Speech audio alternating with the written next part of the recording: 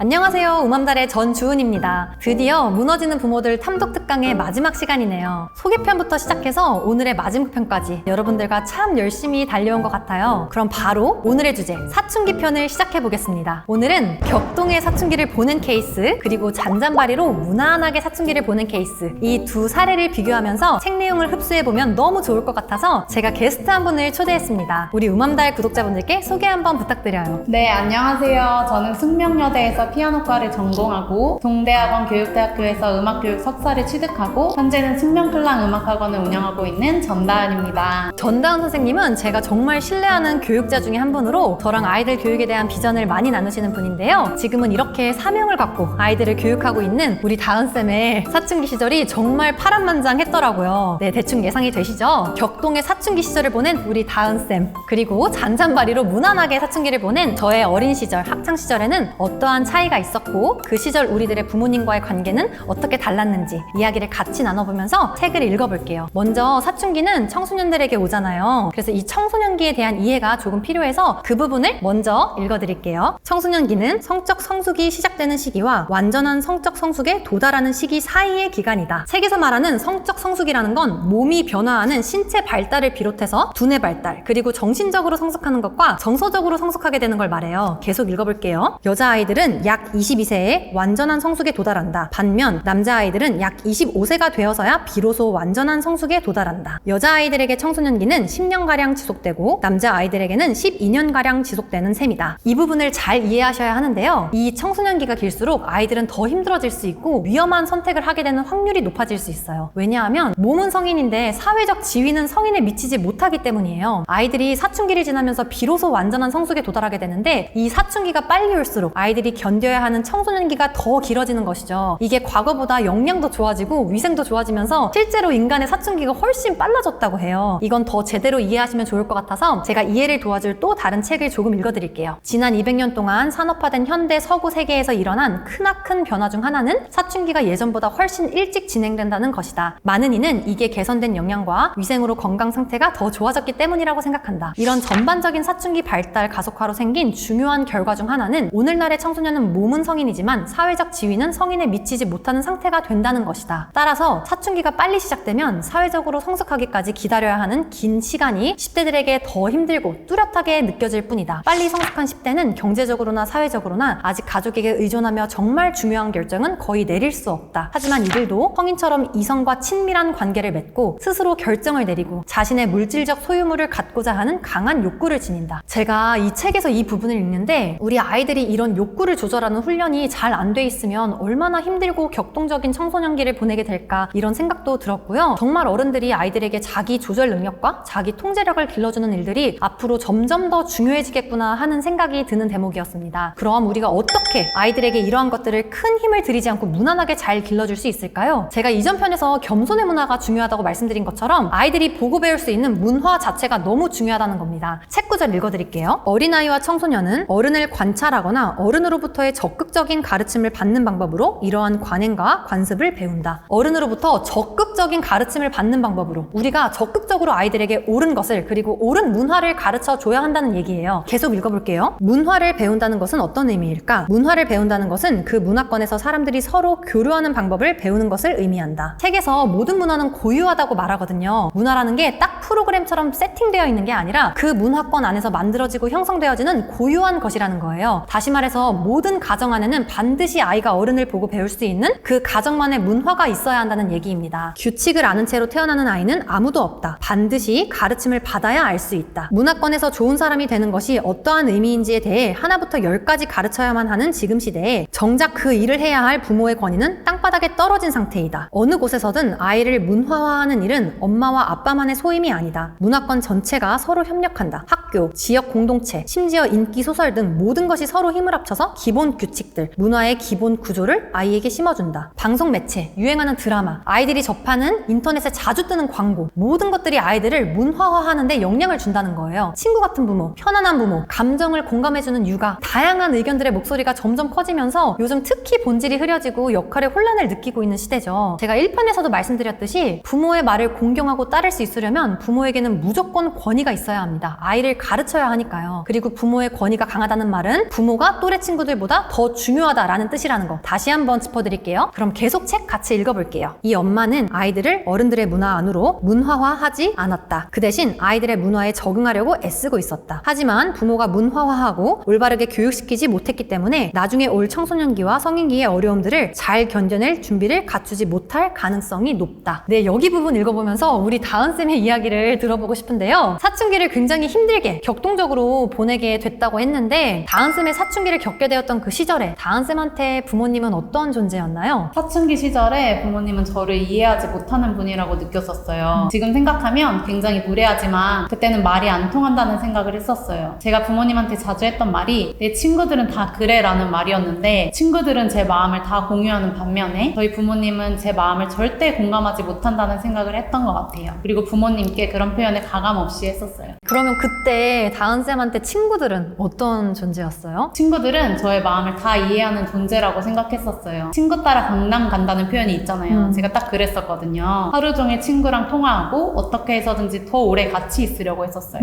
이전 특강에서 제가 또래와의 관계가 부모와의 관계보다 더 중요해지면 왜 안 된다고 했었죠? 아이들은 서로 미성숙하기 때문에 서로가 서로를 올바른 길로 조언해 줄 수 없기 때문에 안 된다고 했죠. 책 구절 다시 같이 읽으면서 가볼게요. 양육자 역할이 주어지지 않은 사람들에게 의지하지요. 바로 또래 친구들입니다. 요즘 아이들은 절대 자신을 성숙함으로 안내할 수 없는 미성숙한 사람들에 의해 양육되고 있습니다. 이 부분이 얼마나 위험하고 아이의 인생을 흔들 수 있는 일인지 부모님들은 조금 더 경각심을 가지셔야 해요. 가정 내에 문화가 없고 부모와의 관계가 느슨해지면 아이들은 자연스럽게 애착을 또래 친구와 형성합니다. 그렇게 초등 고학년이 넘어가는 시기 즈음에 또래와의 애착이 중요해질수록 사춘기 시기가 다가오면 부모님과의 관계를 굉장히 부담스러워하고 자신들의 영역을 침범당한다고 생각하게 되는 거죠. 다은쌤은 그 당시 왜 부모님보다 친구가 다은쌤한테 훨씬 중요했던 것 같아요? 제가 그때 12살 때였는데 책에 나오는 것처럼 저희 가족에는 규칙 같은 가족만의 문화가 없었고 또 부모님께서 저를 독립적으로 키우고 싶어 하셔서 저한테 선택권들을 되게 많이 주셨었어요. 그러다 보니까 결정한 것들이 있을 때 친구들한테 의견을 많이 묻게 됐고 뭔가 하기 전에 부모님의 의견이나 제 생각보다 친구들이 이걸 어떻게 생각할까?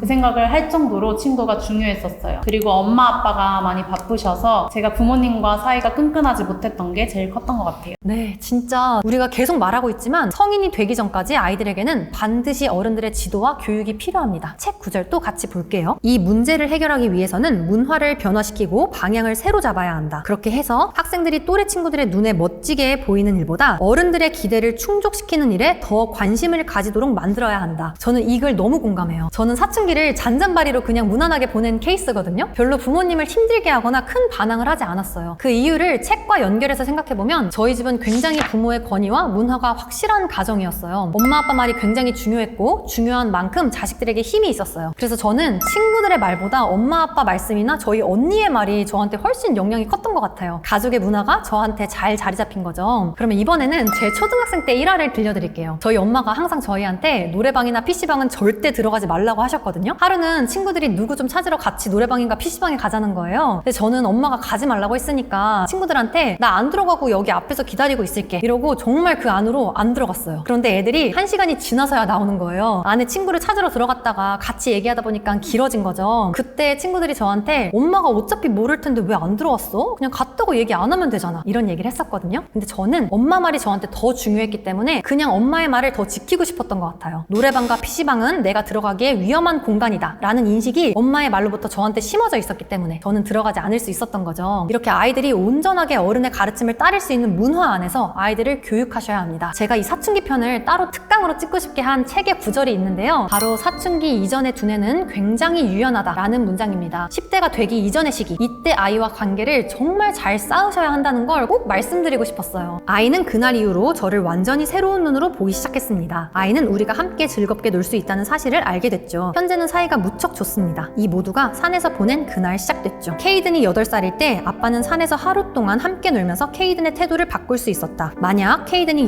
15살이었다면 그렇게 쉽게 바뀌거나 그렇게 빨리 바뀌지 않았을지도 모른다. 아이가 어릴수록 즐거움에 대한 태도 그리고 부모에 대한 태도를 더 쉽게 바꿀 수 있다. 다시 말해서 여러 가지의 이유로 아이와 관계가 조금 틀어져 있고 원만하지 않더라도 이 시기는 아이들이 그래도 부모에 대한 태도, 즐거움에 대한 태도 그리고 뇌 자체가 유연하기 때문에 잘 받아들이고 변할 수 있다는 거예요. 오늘은 여기까지 말씀드리고 다시 한번 내용을 정리해 볼게요. 사춘기가 오는 청소년기에 대한 이해. 청소년기가 길어질수록 아이들이 아이들이 어떤 어려움을 겪게 되는지, 그리고 어려움을 아이들이 조금은 더 원만하게 보낼 수 있게 우리 어른들이 해야 할 일은 무엇이었죠? 첫 번째, 사춘기 이전 시기부터 가정 내에 문화 형성하기. 두 번째, 부모의 역할을 확고히 하고 또래보다 부모가 중요할 수 있게 관계를 잘 쌓기. 세 번째, 그 안에서 자녀를 지도하고 가르치고 따르게 하기. 아이들은 부모를 공경하고 싶어하고 통솔받고 싶어하는 선천적 특징이 있다는 것도 말씀드렸죠. 그 말을 믿으시고 전반적인 내용을 이해하시면서 가정의 문화 안에서 아이를 문화화할 수 있는 실질적인 방법에 대해 이야기 나눠보겠습니다. 이 부분을 잘 실천하실 수 있는 두 가지 권고사항이 책에 나오는데요. 같이 읽어볼게요. 권고 1. 명령하라. 물어보지 말라. 협상하지 말라. 6살짜리 아이와 협상하지 말라. 6살짜리 아이에게 의사 선생님이 목 안을 들여다봐도 괜찮겠니? 라고 묻는다면 아마 대부분의 아이는 절대 싫어요. 나 안 돼요. 라고 대답할 것이다. 6살짜리 아이를 진료실에 데려올 때는 아이에게 의사의 요구에 따르라고 명령해야 한다. 왜냐하면 내가 너의 엄마니까. 그게 이유야. 그렇지만 아이가